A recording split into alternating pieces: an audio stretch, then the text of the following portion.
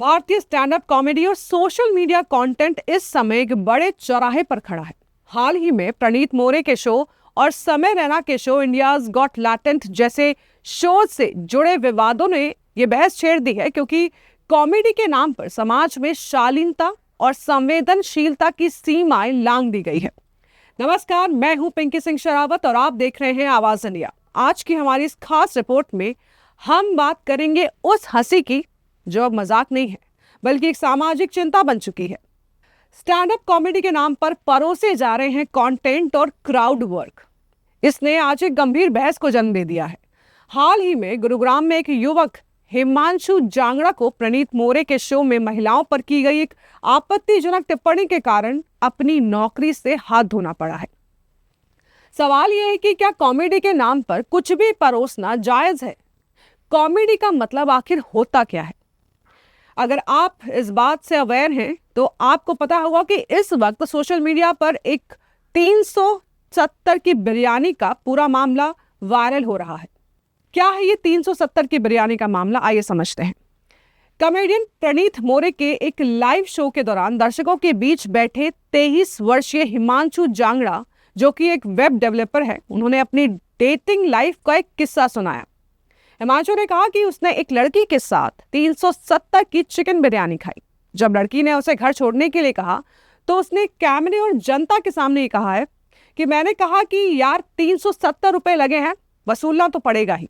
इसके बाद उसने लड़की की मर्जी के खिलाफ उसे एक अंधेरे पार्क में ले जाने की बात भी हंसते हुए बताई। मंच पर मौजूद प्रणीत मोरे ने इस पर गंभीर होने या टोकने के बजाय हंसते हुए इसे पीक गुड़गांव कंटेंट कह दिया। वीडियो वायरल होते ही इंटरनेट पर गुस्सा फूट पड़ा। लोगों ने इसे केवल एक खराब मजाक नहीं, बल्कि हक जताने की मर्दानगी और सहमति का अपमान माना।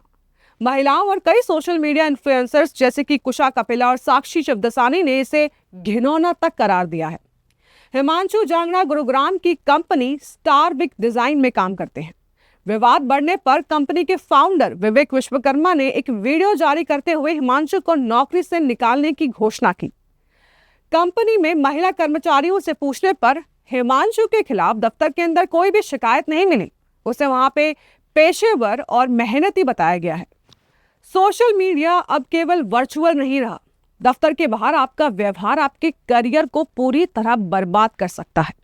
फाउंडर ने कहा, जो दफ्तर के बाहर हुआ उसने कार्यस्थल को प्रभावित किया है। हम ऐसे विचारों का समर्थन नहीं कर सकते जो युवा दिमागों को गलत तरीके से प्रभावित करें। अब कंपनी अपनी ब्रांड वैल्यू और कार्यस्थल के माहौल को लेकर कोई भी समझौता नहीं करना चाहती। विवाद बढ़ने के बाद हिमांशु ने माफी मांगकर अपने सोशल मीडिया अकाउंट को डिलीट कर दिया। वहीं प्रणीत मोरे ने भी सार्वजनिक माफीनामा जारी करते हुए माना कि उन्हें उसी वक्त उस टिप्पणी को रोकना चाहिए था। ये केवल प्रणीत मोरे तक सीमित नहीं है। भारत के सबसे लोकप्रिय कॉमेडियंस में से एक समय रैना, जो अपने शो इंडियाज गॉट टैलेंट को लेकर लगातार चर्चा और विवादों में रहते हैं, हाल ही में शो के एक एपिसोड में यूट्यूबर रणवीर इलाहाबादिया, जिसे आप बियर बाइसेप्स के नाम से भी जानते हैं, उनके द्वारा माता पिता और सेक्स से जुड़े कुछ बेहद अजीब सवाल पूछे जाने पर भारी विवाद हुआ था। मामला कोर्ट और एफआईआर तक भी पहुंचा। समय रैना और उनके साथी कलाकार अक्सर डार्क ह्यूमर और एजी कॉमेडी के नाम पर ऐसी बातें बोल जाते हैं जो समाज के एक बड़े वर्ग को झकझोर कर रख देती है। कॉमेडी का मतलब क्या है और क्या ये समाज जहां हम रह रहे हैं ये हम इसके हकदार हैं? पारंपरिक रूप से कॉमेडी का मतलब था व्यंग, यानी कि सटायर और मनोरंजन, जो समाज की कुरीतियों पर चोट करे या लोगों का तनाव कम करे। लेकिन आज व्यूज और अटेंशन के चक्कर में कॉमेडी का पूरा स्वरूप बदल चुका है।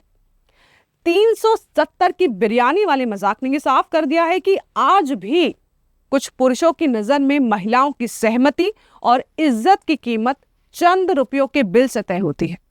इसे कॉमेडी कहकर सामान्य बनाना बेहद खतरनाक है। आजकल कॉमेडियंस स्क्रिप्ट लिखने के बजाय दर्शकों को चिढ़ाकर या उनके निजी जीवन का मजाक उड़ाकर कंटेंट बना रहे हैं। इसमें कई बार सहमति और मर्यादा की रेखाएं पार हो जाती हैं। इस पूरे विवाद का एक उजला पहलू यह है कि हमारा समाज अब चुप नहीं बैठता। लोगों ने, विशेषकर महिलाओं ने, इस मानसिकता को खुलकर चुनौती दी है। नौकरी से निकाला जाना इस बात का संकेत है कि समाज अब ऐसी ओछी हरकतों को सिर्फ एक मजाक कहकर टालने के मूड में बिल्कुल नहीं है।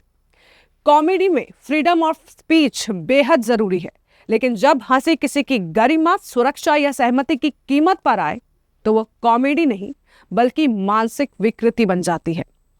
कला का काम समाज को आईना दिखाना है, उसे और गंदा करना नहीं है।